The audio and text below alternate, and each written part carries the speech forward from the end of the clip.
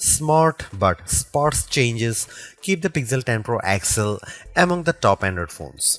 It remains underpowered for tasks like gaming, but that doesn't matter if your focus is on the still excellent cameras, super bright display, or AI features.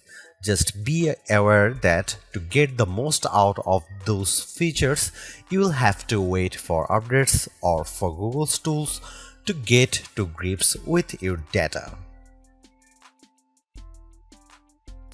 The Google Pixel 10 Pro XL is named in part after its size, but to get to grips with how good a phone it is, it would be wrong to focus on physical qualities alone. It is easy to point to things like the phone's incredibly bright display or its versatile cameras as major selling points. But this is a phone where the true value lies beyond the specs list. There are, in typical Google fashion, lots of AI features to play around with, features with a wide range of applications and utility. It's just a pity that Google seems to have learned some bad habits from Apple in not having all its features ready for launch day. Plus, Google flagship phones' inherent weakness in terms of power remains, even if battery life has improved. As the final big Android phone launch expect this year, I have been testing the Pixel 10 Pro XL against its main competition and also the latest iPhone just in case you are considering switching to or from an Apple phone. It's resulted in some of the most interesting phone comparisons of 2025 and I am thrilled to be able to take you through them.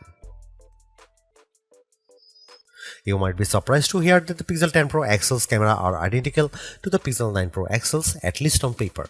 The 50 megapixel main, 48 megapixel ultra-wide, 48 megapixel 5x telephoto, and 42 megapixel selfie cameras are unchanged from the 2024 model, as all the upgrades are located on the softer side. Here we can see some camera samples of the Google Pixel 10 Pro XL. Let's kick off the comparisons with main camera shot of a cottage. We see the first evidence of the Pixel 10 Pro XL's apparent default processing priority, balancing the brightness of all colors in the shot. This is perhaps why the Pixel shot is much warmer, with the Galaxy S25 Ultra's image being cooler and brighter. Against the iPhone 16 Pro Max, the Pixel 10 Pro XL also looks less bright but punches up the colors in return. The trees in the background in this view across a park are much easier to make out in the Google photo.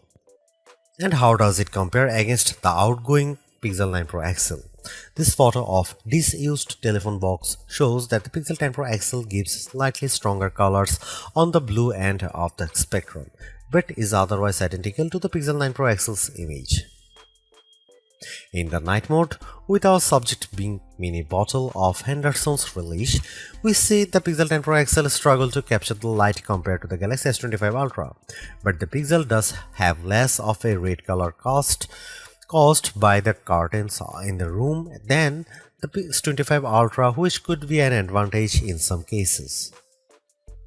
Switching to the ultra-wide cameras and looking over a small stream in a wood, the Pixel's image pales compared to the S25 Ultra's far brighter shot. This is likely as a result of the Pixel's relatively small sensor not capturing as much light and the post-processing not being able to do enough to compensate. Macro mode also uses the ultra-wide sensor, comparing to the Pixel's effort against of the iPhone 16 Pro Max of a pink flower. The Pixel's shot is darker, again likely because of its small sensor, but the image still has good contrast as we can still make out the detail in the flower's center. The final rear camera on the Pixel we need to look at is the 5x telephoto camera, which I pointed at a breeze over a lake. The Pixel has tried to balance the mix of light and shade in the shot, resulting in an apparent lack of color compared to the S25 Ultra, while the Samsung's shot's richer color of the water is appealing, the breeze is blown out in return. The Pixel 10 Pro XL's telephoto camera offers up to 100x max magnification for the first time, except with the power of ProRes zoom. Images at the level are still legible, albeit potentially inaccurate, but let's start at a less extreme 50x. Zooming in on a milestone's curved lettering, it's already obvious that the Galaxy shot is noisier than the Pixels, but based on my own observation, the Pixel has over-smoothed the stone, removing some of the texture in an effort to clean up the shot. At 100x, this effect is even more noticeable. A stone that's been sitting outdoors for who knows how long is unlikely to be as smooth as the Pixel's shot would have you believe. But in terms of legibility, while both photos still show the lettering clearly, the Pixel shows them in crisper detail. When exporting the images, the Pixel 10 Pro XL conveniently gives you both your original ProRes zoom shot and the processed version, allowing some interesting comparisons. For instance, we have here a church window about 1000 feet away from where I was standing as I took the photo. It's an impressively sharp shot, but the Pixel's processing system seemed to have read the stone bars between the glass as wood, adding a vertical grain effect. While the detail of the brickwork has been impressively recovered, it shows a big limitation of these generative detail enhancing tools. It shows you what's likely to be there rather than what truly is there. Google enhanced some of the camera's associated features, such as making best take active automatically with enough photos and offering 50 megapixel resolution for portrait modes. But the all-new feature, and the one I spent the most time with, was Camera Coach, the new photography teaching tool that's accessible right from the viewfinder. This is currently in preview, so hopefully its powers will multiply in the future, but right now it's more of an interactive forming tool.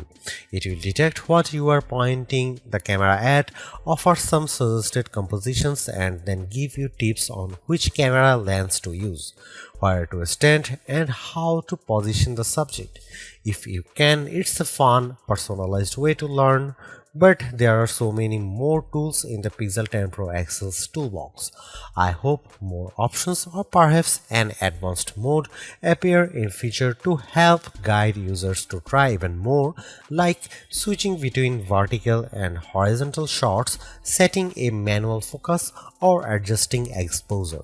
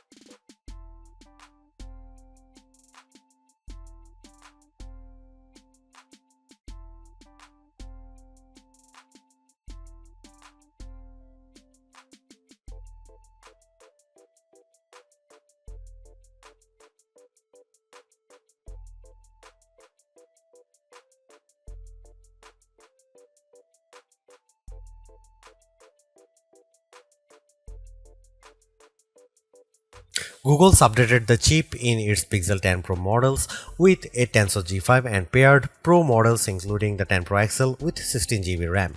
Considering that previous Tensor-powered Pixels have lagged behind in performance, we were curious to see how this update changes things. As the results demonstrate, the Pixel 10 Pro XL is noticeably improved over the Pixel 9 Pro XL, but is still underpowered when looking at the Snapdragon and A series chips that power the Galaxy S25 Ultra and iPhone 16 Pro Max. The Adobe Premiere Rush video test shows this specially. In my general gaming test of playing the graphically intense RPG XR Stress in order to get a consistent 60 FPS frame rate, I had to turn off anti-aliasing, reduce the resolution from ultra to high and environment quality down to average, and even the game would still experience hiccups. And flagships with Snapdragon 8 Elite can easily handle this game at maximum settings. Now that the 128GB Pixel Pro XL model has been discontinued, the Pixel 10 Pro XL starts with 256GB storage with the option to up that to 512GB or 1TB storage. This should be speedy storage to load and unload thanks to Google using the UFS 4.0 memory standard with 512GB or 1TB of storage on a US model. You also get zoned UFS, a feature that supposedly organizes data within your device's storage to improve its efficiency, speed, and the device's lifespan. We are not sure why this is limited to only a 2 out of 3 storage options and only to American customers, but it sounds like a bonus worth having. Google's made a few but effective upgrades to the Pixel 10 Pro XL. It's a masterclass in efficiency, changing and improving just enough to stay amongst the top of the pack in the most areas. The display's brightness is unmatched, and the camera's ultrawide perhaps aside offer a balanced, natural look that I can see a lot of people liking. It's unfortunate that the Pixel 10 series is still the lowest powered of the flagship phones on sale today and lags behind its main rivals on battery efficiency.